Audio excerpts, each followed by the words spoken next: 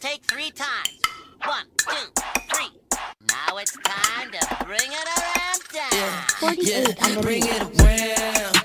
Yeah, show me how you move, how you get. What is up, y'all? What is up, YouTube? What is up, friends and family? So I wanted my first video to be genuine and cool and chill. That is why I'm sitting on the floor to have a real conversation with y'all. So today I told everyone, I'll put it in the description and I'll say it at the end of the video, my Facebook, my Instagram. I put on my stories that I would be making a story time about my surgeries, lies, so many lies, surgery. I had a uterine fibroid removal surgery January 22nd, 2020. And it was a journey.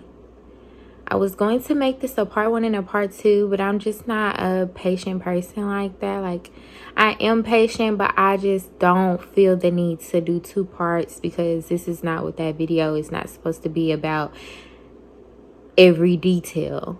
This video is to bring awareness to fibroids because it is very common in women.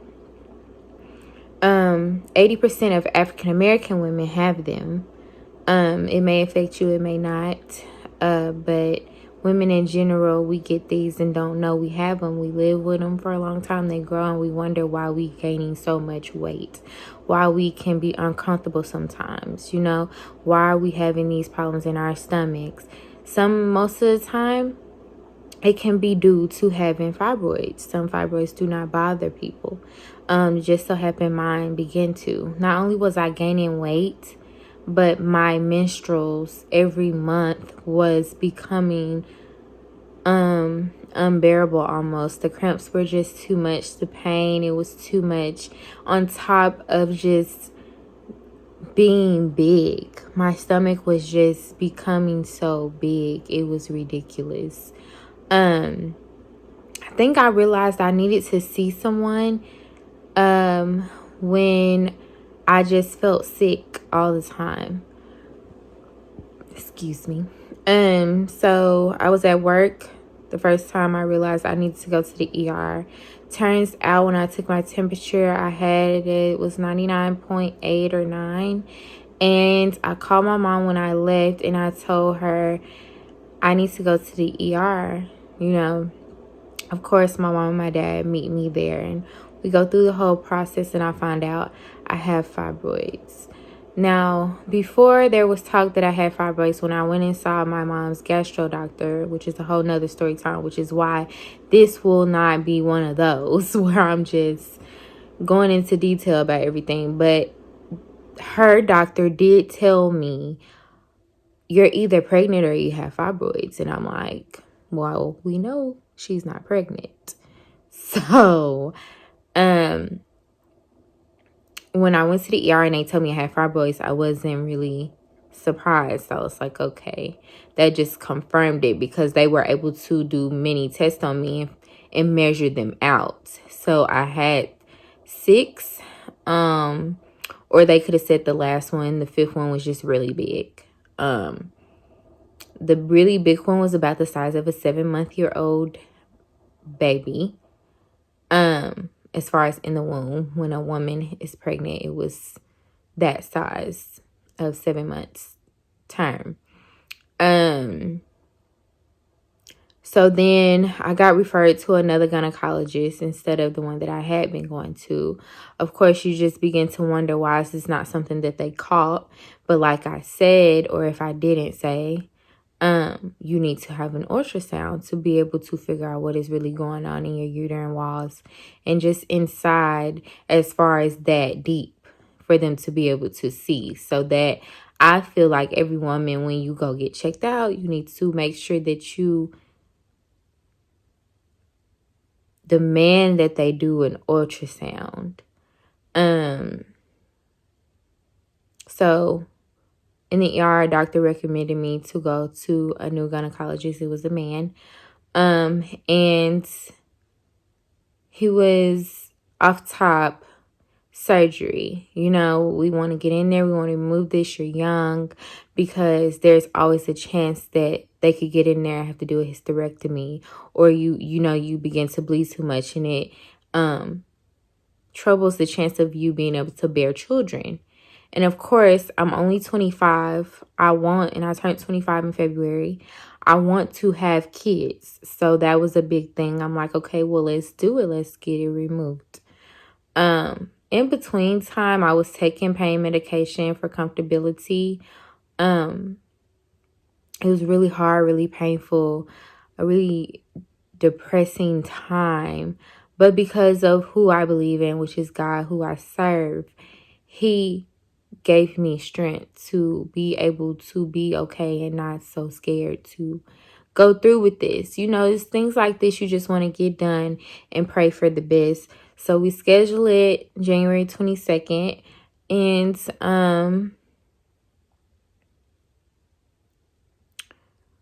when we went that day, it just felt eerie. Like, I don't know if that makes sense, but me and my family, we do really good off of energy and vibes. Like, we just always know God is always talking to us. And I just was like uneasy, but I knew it was something I had to do. My surgeon was a godly man, very spiritual. So that helped. So they admit me, they get me checked in, and they walk you through to go to the back, which is the post-op place. And at first the lady's like, well, we just can only take you. Your family can't go. And if you know me, you know I'm drama and I'm extra and I'm a little brat. So I'm like, what do you mean they can't come? And knowing that I work in the medical field and I know that they can come, so I didn't want to cost too much. I was already just not wanting any problems. So I go back there. Of course, eventually my parents get back there, but first my mom. And while my mom's back there, of course, they prep you undress everything. And of course, I had started my menstrual the day before, and fibroids can cause you to bleed very heavily. So I'm bleeding heavily there, like everything. Take everything off. And the nurse came in to give me my IV. And she wants to place it where they'll be able to move me freely without messing anything up. So she places it here. And of course, she blows my vein. That was so painful. And my mom's looking at me. I'm crying because this is just too much. I've never had to go through anything like this. Like, what is really going on? But eventually she gets one in. The anesthesiologist, I'm sorry if I'm saying a lot. But the anesthesiologist comes in to talk to me and just give me the rundown of what's going to go on, he's going to this and this, how the machine works, technology, They come in to make you feel comfortable. A little bit after that, the doctor comes in and he talks to me. We pray, all of us, we pray together. And he runs me through what we're going to go through. We already talked about this. It's going to be simple. You should be in there about 2 hours and we're out. Then they give me something called a cocktail, which I told them I want to wait on that because I wanted to know exactly what my doctor was saying. I wanted to hear everybody. So they give me the cocktail through the IV. And I remember them I was in the bed. So they wheeled me out. And I remember my mom and dad, I'm like, see you after. They go behind. And I don't know where they went. And then when you start going back towards where the surgery area is, it's so freezing. I just remember being cold, like so cold. And then I remember, because it was kind of like I was going in and out, I felt it was just, my whole body was just feeling weird. But it was just, the cocktail basically was like a Xanax on 1,000. Like, it just relaxes you completely. So then I remember getting to the surgery room. It was even more freezing than what I already was. And I remember them telling me to scoot from one bed to the surgery bed, which was like this little. Okay, I'm not that small. I got a little rump shake. Okay, and so I scoot over there, and I remember them saying, well, scoot a little more. And I was apologizing because of my menstrual, and they're like, we don't care about that, you know, it's gonna be fine. And I remember them helping lean me back, and I remember waking up. Okay, I don't even remember a countdown, and they should be ashamed for that. But so when I woke up, I felt the need to urinate. So I'm like, I need to urinate. She gives me the bedpan, and I'm like, what is this under me in my head? I'm like, oh no. So I tell her, I'm like, what is this? I can't go on this. What is this? So I'm like, just, I don't want to use that. You can just, and she removes it. And I just remember pain after that, like just pain. And I know he said I would be uncomfortable, but he didn't say I would be in excruciating pain. I'm in pain. So I'm telling her, and being fresh off of anesthesia. Anesthesia. Oh my God, girl. Anesthesia. You're like really loopy. But because of that pain, like it was forcing me to like be up. Like I wasn't able to just sleep. I was in and out. It was horrible. So I remember my mom coming and she told my mom, like, I just gave her pain medicine. And I'm like, well, it's not working. My mom leaves. They didn't let her stay long because I was in the first post-op. Then they took me to extended care post-op. And that's where it just went downhill. The pain was just unbearable because I was not able to urinate. My bladder wouldn't open. And at first, they would not give me a catheter. They was just trying to force my bladder to open, and she wasn't doing it, okay? It was my first time ever being under for that long because instead of 2 hours, I was under a little over 3 hours because he has to make a bigger incision, which instead of it being an inpatient, it should have immediately been an outpatient then, but they were still hoping that I would be able to go home that day, which of course that did not happen. So after they get me a catheter, they admit me to a floor to see, you know, hopefully that you can use the bathroom before you leave. So through all of this, I have a low grade temperature, okay? And I ended up urinating, and then they sent me home, and we were just so eager to get home and start recovery. We didn't think I didn't make a bowel movement, and I still had a low grade fever.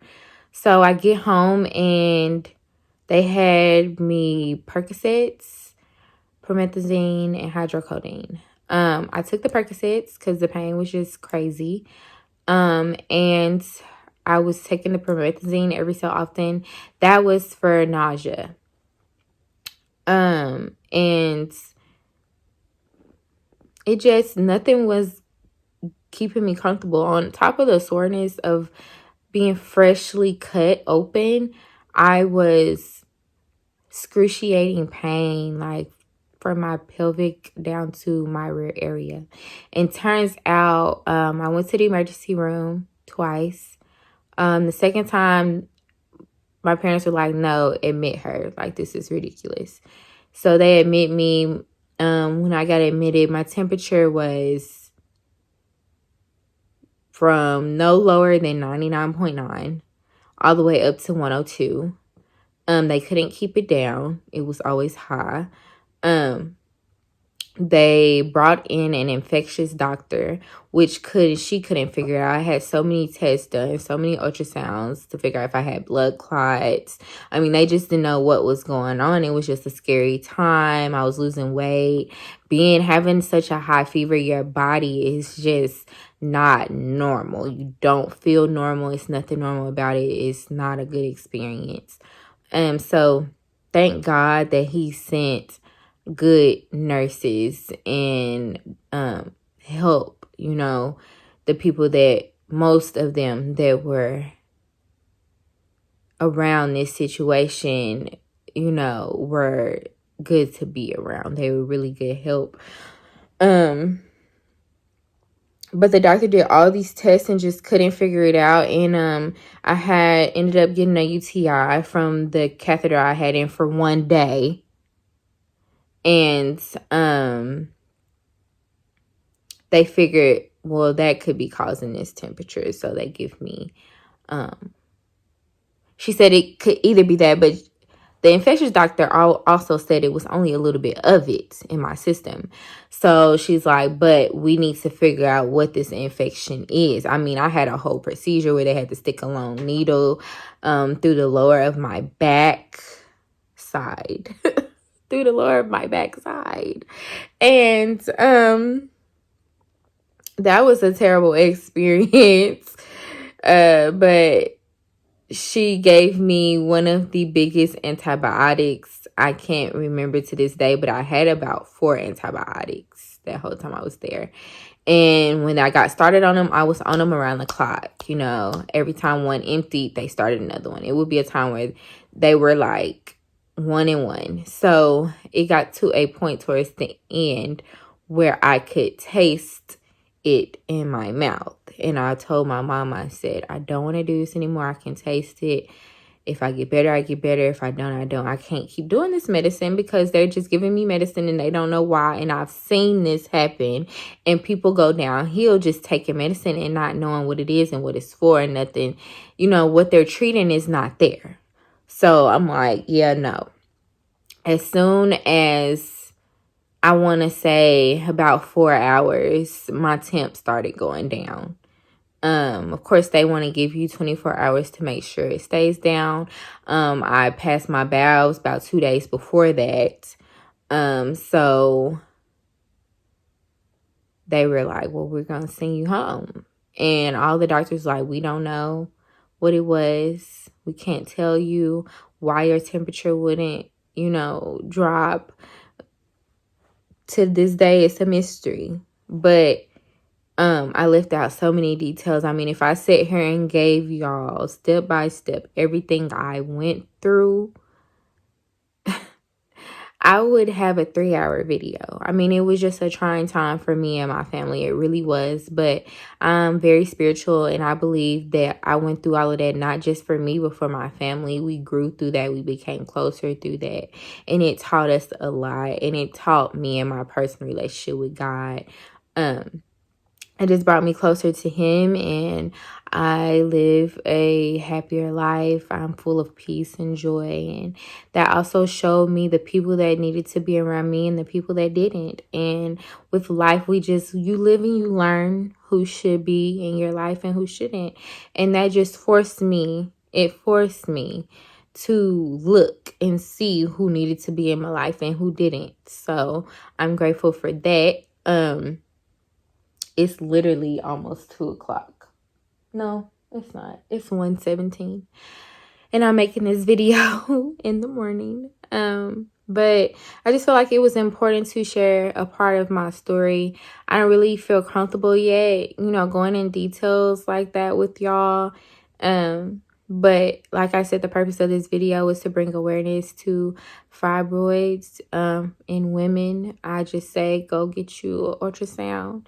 Be careful. Health is wealth. Exercise. Eat better.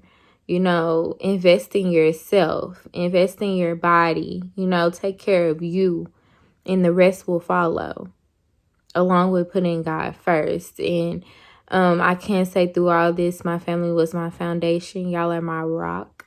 I love y'all for being there. I appreciate y'all. I would die for y'all. Reasons to live give reasons to die. And they are definitely one of them. And I just want to thank my handful of people that came through for me and was there for me and there for my parents because they needed people to lean on. And I appreciate y'all for that. And y'all just take care. You know, pay attention to what's going around in the world right now. It's a crazy time, which I felt this was the best time. Everybody's quarantined and you have time to watch. So I hope that you watched. I tried not to prolong it. I'm about to go on 20 minutes. My last video I made before this was 41 minutes. So I feel like I did good because I haven't really got the editing down yet. If you know how to edit and stuff, please DM me, inbox me as well. I'm hoping to grow on this and make a difference in people's lives and just shine a light, because a light is just needed in this day and time. So if you do know different apps and things I can use, a better computer that I need to buy, follow me on Instagram. It is BrownSkin with 5 underscores. Facebook is just Summer Ashley. And I will be putting that in the description down below.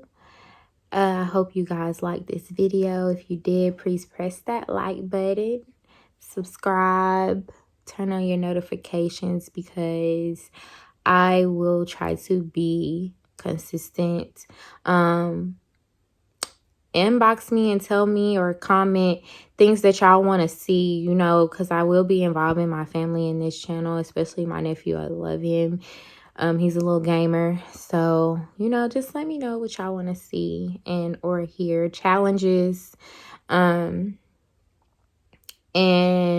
yeah, I thank y'all for watching and listening, and remember that you are important too. So thank you for supporting. I hope that y'all subscribe. Love you. Mwah. Bye.